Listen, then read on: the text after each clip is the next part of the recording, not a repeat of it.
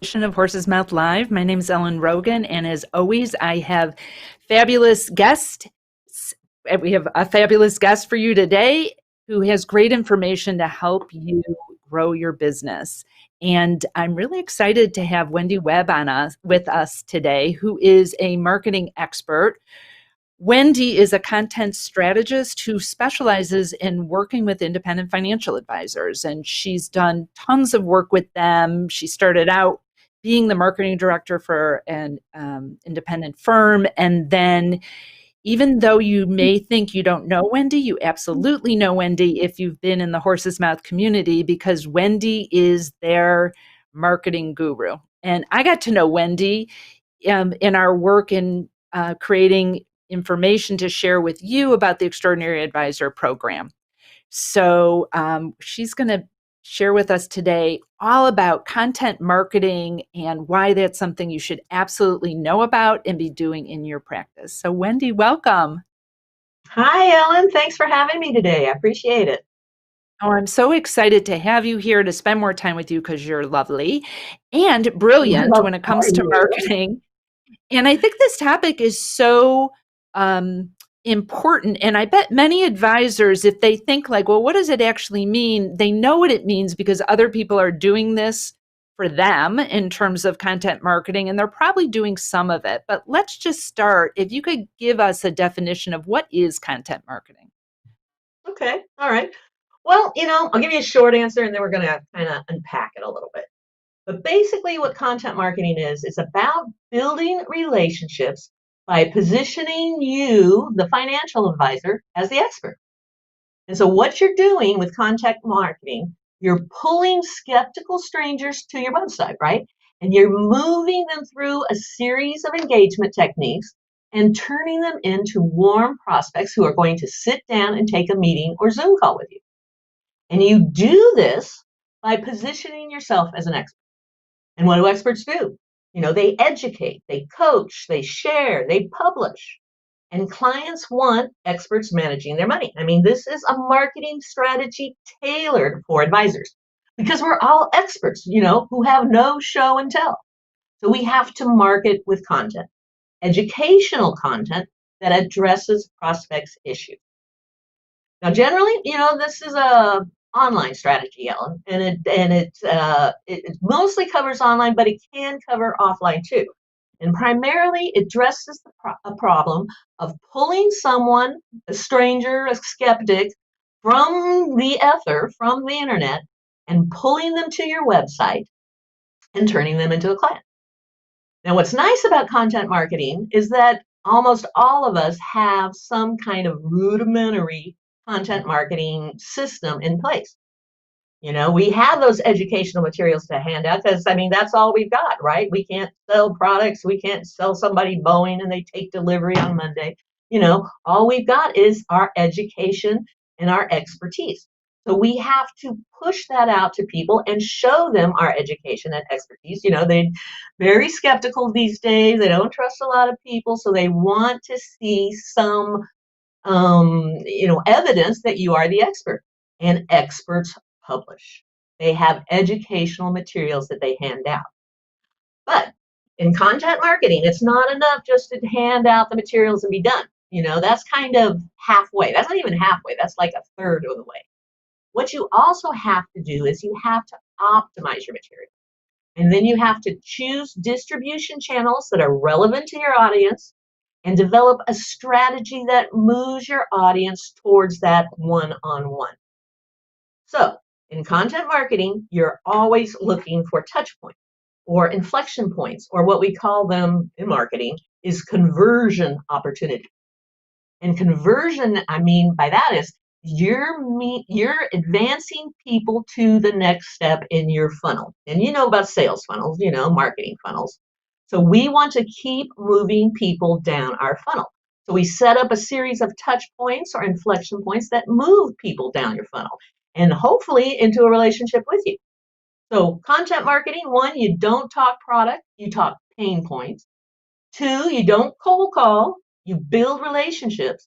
And three, you don't advertise, you educate. All right. So let's kind of unpack that. what's content, first of all? Maybe that's a good place to start, right? Just to make Right. sure we're all on the same page, we know what we're talking about. So basically, content falls into four categories. You've got your written word, you've got audio, you've got video, and you've got images. And then you all know the examples of content. There's emails that you send out to people, and you have white papers and ebooks, infographics, blog posts, video blog posts. You've got your bio. That's a piece of content. You've got podcasts, a calculator. If you put a calculator on, I mean, videos, it doesn't have to be just written word. Videos, podcasts, calculators, that is all content. And these are all different forms of content. And yes, you can have them all, but you don't need them all. All you need is the ones that are most relevant to your niche. What would resonate best with them to get them to move to the next touch point? Okay, so pretty simple. You get the content in there, you get your distribution channels, and you get a good messaging. So let me ask a So, question on some of this content and maybe specifically the written content, or I guess now the video content as well. When I had my advisory practice, my broker dealer had the ability to give us a subscription to this company that had all sorts of articles we could pull from. mhm, We did that periodically. It was hard because a lot of them didn't have my voice and I was comfortable right, writing, but it didn't right. have to go through compliance. So like what's your opinion of those types of content where it's just kind of it's not just, but they're put out there that an advisor can pick and choose. It's already written for them. It's a start. It's a start. It's better than nothing. Put it that way, and all our firms and, everybody knows that we have to give people something. And so, if the best you can do is some of the generic content that your firm provides, I mean, that is a start. But even with, I've known, a lot of advisors cannot, create much on their own.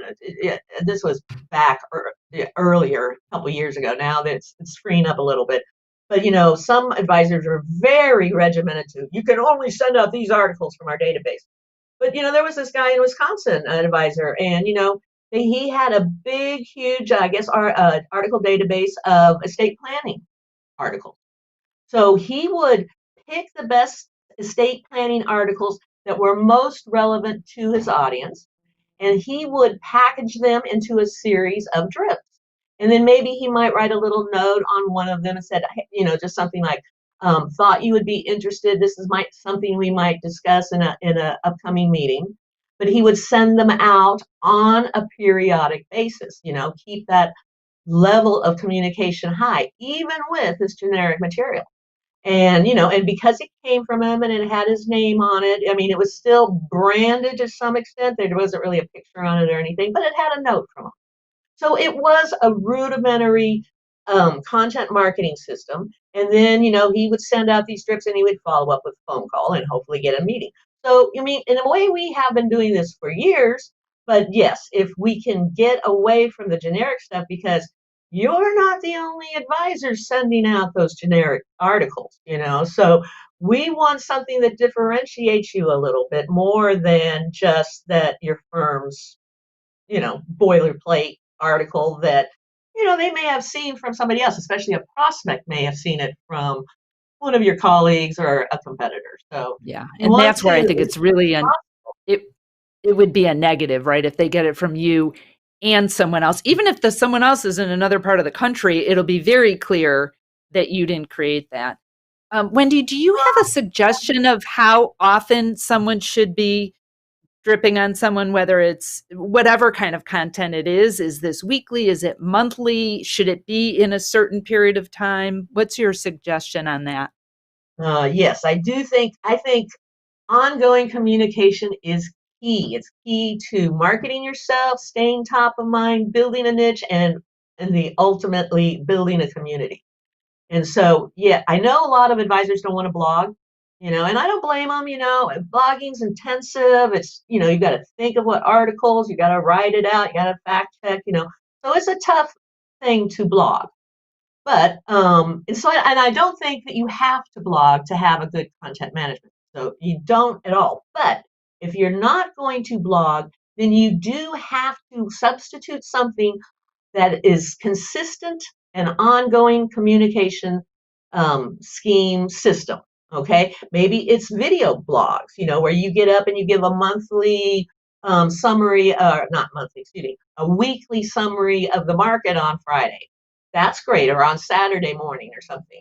Fine, a video blog, maybe it's a podcast that you put out, and maybe it's it could be weekly, that's a lot, maybe a monthly podcast on some sort of issue that's relevant to your niche. But I do think the more that you can communicate with your market and your audience, whether it's, if you can do weekly, that's great. And even if maybe weekly, you could send out more generic material, but that it's like a market commentary, that's a weekly thing. But if you can do something at a minimum, I'd say monthly, at a minimum. If you can do it every other week or a blog post, once a week, that's great. And you'll be better for it. But at a minimum, go monthly with something interesting. And you know what? I mean, I'll tell you one really good way to go weekly, and it's very easy for you to do, is just do what they call a curated newsletter of interesting articles in the media. You read the Wall Street Journal every day, so they probably have a personal finance article that is relevant to the people that you're serving. Just, clip it, maybe write just the headline and the little deck that they have under the headline and the link. And then you can, at the end of the week, take 5 or 10 of these little clips that you collected through the week and call it What I'm Reading This Week. I think it'll serve you too. Send it out to your people. They're going to love it. And they might call you up and say, what do you think of that? With that RMD legislation. And then now you've got another content, you've advanced the conversation, and you're building the relationship. So Yeah, and ongoing communication is really important. that's such a great idea. When you were sharing that about curated content, I was thinking of Tim Ferriss's newsletter. So if any of you aren't familiar with out there, he's got this super popular um, podcast, and he wrote Yeah. years ago wrote the 4 Hour Work Week. He's very well followed. He sends out his newsletter every Friday, and it's basically just that. Here's what I'm reading, here's what I'm following, here's a product I love. It's super short. I can scan it if I'm, have time. I know what to expect from that. And I Mm-hmm. imagine it's, I'm sure he has people who help him with that, but you can have people who help you with that too. You don't have to do all this on your You own. don't have to do it yourself. You Um, can go, hey, be sure to put down that RMD article from Wednesday. I mean, tell your assistant, your marketing person, and you're gone. That's as much yeah. involvement as you need to do sometimes. And I would But you say know what? I was recommended to send out a newsletter and blog every week. And I have 2 different kind of companies I do that under for my business. And once I knew I had to do it every week, mine goes out every Thursday evening. And I have another one that goes out for a different kind of business or program every Tuesday morning. I just did it. And sometimes they're long thought out things that have just been up for me. And sometimes it's a cute video I found that I put a message on, or I'll do a video. Like, it doesn't have to be like the most perfect, well written work of art. Now, I'm not saying you want to send out crap, and it has to, of course, go through your compliance if you've got that. Right. But sometimes it's good to just get something out and Mm-hmm. not have to have it be this masterpiece, because I think it keeps people from sometimes touching people and sharing their good information because they're so worried it's not perfect. Right. And that's, people want to see the human, especially in financial services, because you will be sending them a lot of really hard to get through white papers and how to's and, lots of language. So these little like weekly quick messages from the desk, you're their expert. So they realize that anything you think or see or share is going to be important. And they just like being in the loop, and they feel Yeah. included. And everybody wants to belong to something, a community of some sort, and they like being included, and they like being their financial advisor, kind of guiding them towards, what they should be thinking about. That's why they hired you. So you can't, it's hard to over communicate. It'd be very difficult to over communicate. I haven't You know seen an what advisor yet do that. what I love about the video idea you brought up, there's an advisor who signed up for the Extraordinary Advisor Program, and he sent me a video that he recorded. It was kind of a market update. And what I loved about it is he was sitting in his office. It was professional behind him, but not like uptight, uncomfortable. He was relaxed and friendly on Mhm. camera. I felt like I knew who he was. I don't Yeah, really, you would. I haven't met him in person clearly, and we've had just a little bit of exchange. And I thought it was a beautiful way for him to introduce himself. And this advisor also had on his webpage a great video that introduced his whole firm. And it was Yeah. well produced, but not like a Hollywood production. But you really got Mhm. a sense of who the people were there. And I just thought it was so beautiful as a way to have people know who you are even before they walk in the door. I think sometimes slickness doesn't earn you any brownie points.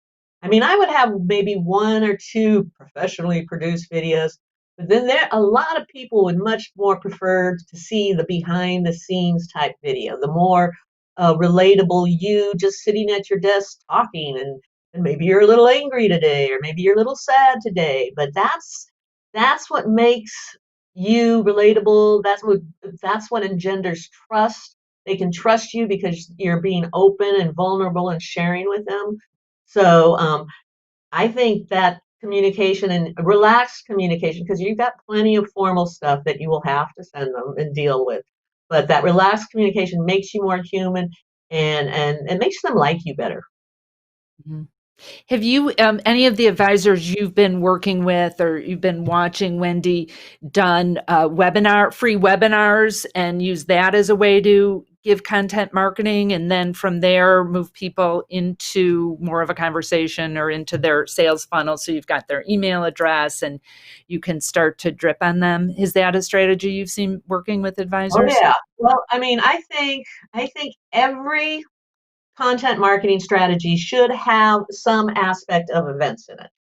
All right. Because one of the things we talked about, I was just mentioning to you, you got a funnel that you're trying. Okay, we got a funnel.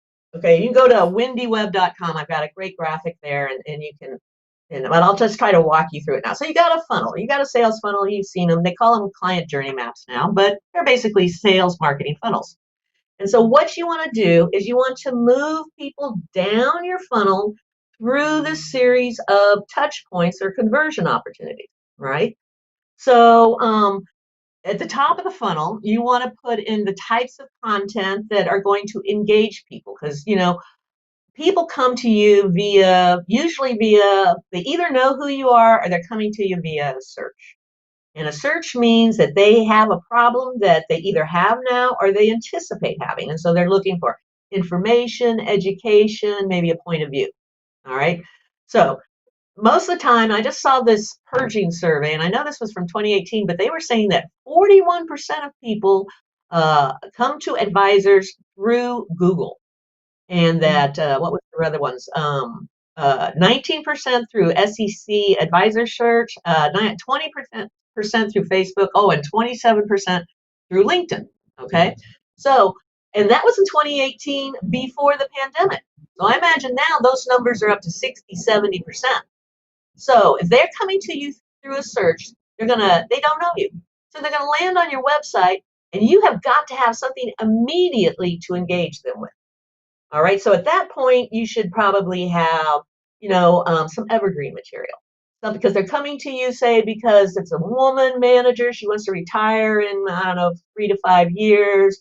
Um, and she is looking for information on that. She's doing a Google search. So she lands on your Wait, page. Do you have anything that will engage a woman about to retire? And this happens to be your niche, say. Well, you should. You need some so evergreen content. Put a report on there. So she immediately engages with your website and thinks, "Oh, this fella knows what I need." And so then you've got your first level of engagement. Now, that's Wait, great, Wendy, but you before you go on, hold that point. okay. Just explain what evergreen material is for people who don't know what Oh, evergreen okay. means. evergreen is material. It's like a white paper or a report. It's something like, you know, steps to what to do if you want to retire as a woman manager in 3 to 5 years. I mean, you'd have a better headline on it, of course. How to retire in 3 to 5 years. And but it's aimed at women, and you can keep it on your website. Maybe just update it once a year. You don't have to keep updating it all the time, but it is maybe a little meatier report, something that people can dig into a little bit.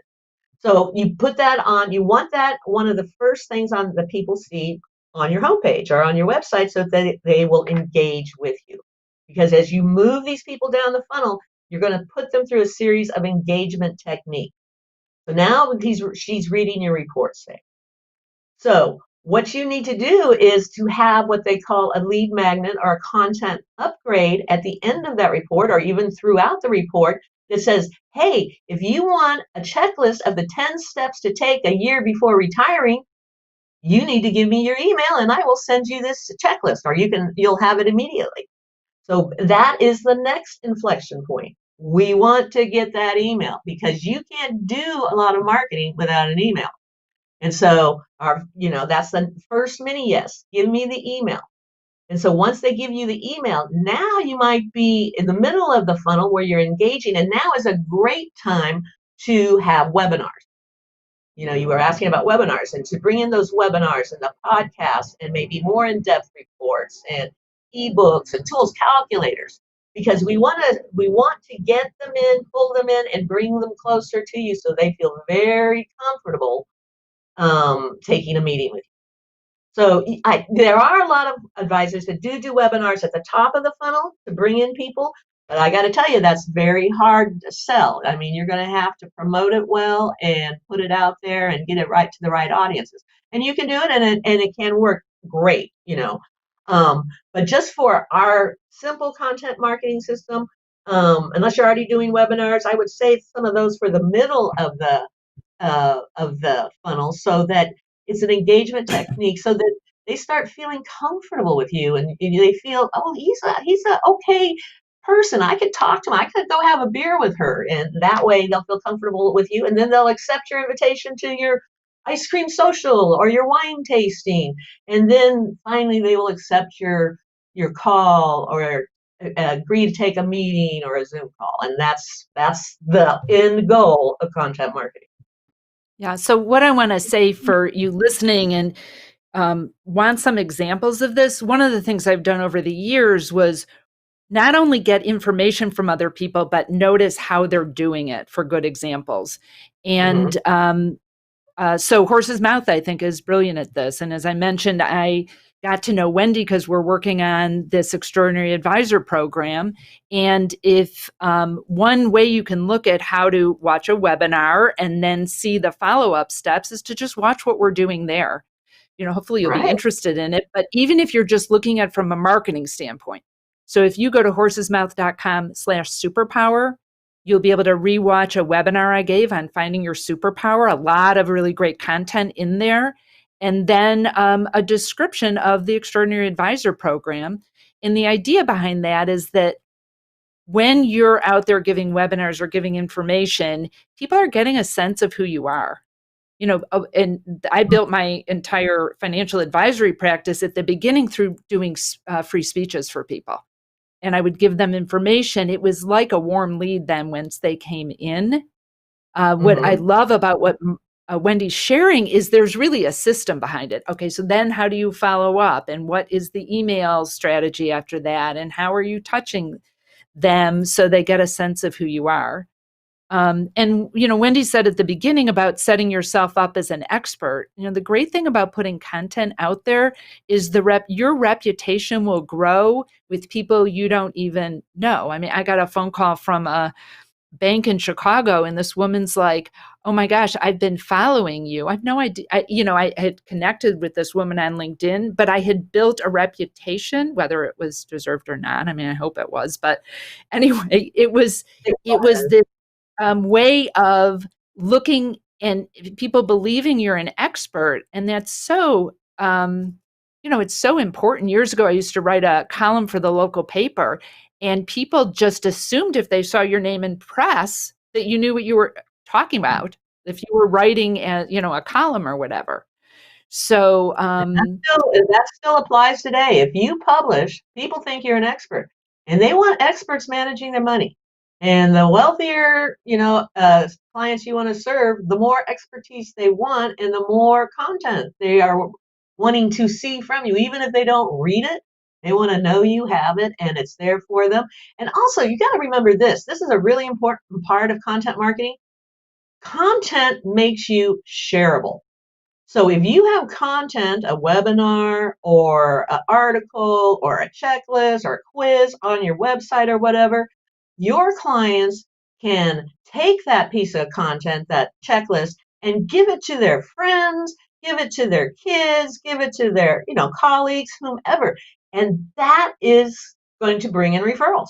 And you want to be shareable. And that's a very important benefit in content marketing. Not only it brings in leads. You want to throw off leads, but you want to also throw off some referrals. And you can't do that just through word of mouth always, but it always helps if you have some content that people can share about you.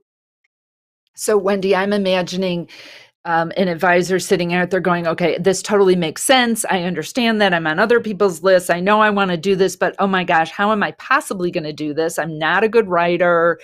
I don't know how to set up all this stuff on MailChimp or wherever they're setting it up. It feels overwhelming. So, and let me first say that I think you should be out there hiring someone like Wendi Webb, because you don't have to be an expert on this, or someone in your office, your marketing manager can help with this, or get consulted by Mhm. an expert like Wendi. But how do you lower the stress level for people of feeling like I get it's important, but it feels like too much for me?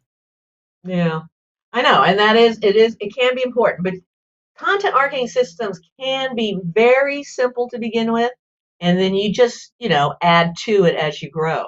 And one of the great ways to get started with content marketing is in the advisor client program at Horse's Mouth, because we put in so much content. We've got like there's every month there is a financially themed personal finance, a financial insights article that you can send to clients. You've got Charlie Sherry on the Horse's Mouth main site. He's writing a monthly client letter that you can download, edit, brand. In advisor client again, you've got the key data card and the last checklist and all sorts of little checklists that you could put together in a schedule, and that could be your yearly content marketing system, and you can brand them and all that. So that's good. It's still, yeah, it's still a little generic because, that is available to many advisors. But again, you can either brand it with your picture and notes, or you can take it and add to it. And then, say hire someone like me or get your marketing director on it and, add to the things that you find on Horse's Mouth and in the advisor client. And then some of the stuff that your firm has. Don't discount your firm's material. They put a lot of money into creating some of that content, and some of it can be very good. You just have to, position it right for your audience. But start simply. Basically, all you need is like a website, yeah, LinkedIn. You want a LinkedIn page so that helps your SEO, search engine optimization. You want a Twitter account just to follow along, a Facebook page again, a business page again that just helps you with your SEO again, and and some emails, and that's very simple. And if you just I would optimize all that material. I mean, you want calls to action on it, you want links, you always want to think about this when you have to put something up. What will they do after they read this or after they view this? Where do I want them to go next? And so guide them there. Put on a call to action, put on a link, tell them. And now the good thing to do is go check out my bio for my credentials, where you'll see a great video of me talking to Ellen and talking about her personal finance issues. So I mean, you always want to lead them somewhere to finally lead them to your calendaring, your appointment software, and they set up appointment. But just you can make it really simple, but just think through each piece of it and make sure that it's doing something for you. You're just not throwing it out there. I mean, is it actually working to build relationships for you, and does it cast you in the best light as an expert? And you can make a very simple system, maybe a monthly newsletter or monthly article and some postcards and some phone calls and maybe an event or two, and that's your communication system. And then your content marketing system, and just look and see how many, if your leads come up, if your referrals come up, and if they are, then just keep doing what you're doing and maybe a little bit more of it. You don't have to do it all at once. Good. Beautiful. That's a beautiful way for us to kind of tie a bow around this really important discussion of content marketing, making sure that you are putting yourself out there in a really great light so they know what an expert you are. And Wendi, thank you so much for this information. Again, go check out Wendi's website at Wendi Webb, and it's Wendi with an I. I Yes. think that's like Nice it was to in work. Peter Pan. Well, my dad wanted a little girl named Wendy, so he named me after her. And then I guess mother changed it from a Y to an I. I don't know, Because it's but there's fancy. one last thing I wanted to say about content marketing, Ellen. We have a big competitor in content marketing, and you have to watch out for it. And you know who does content marketing really, really well? The robos do it great. So Mm. you have got to be doing some sort of content marketing. You've got to do it better than a robo, you know? All right. But that's easy to fix. You just put up some content on your website that talks about to your clients and talks about your services and positions you as the expert. Okay. But you got to do it better than the robos. That's a really good point because I can think of some that I'm on their list and their stuff is really good.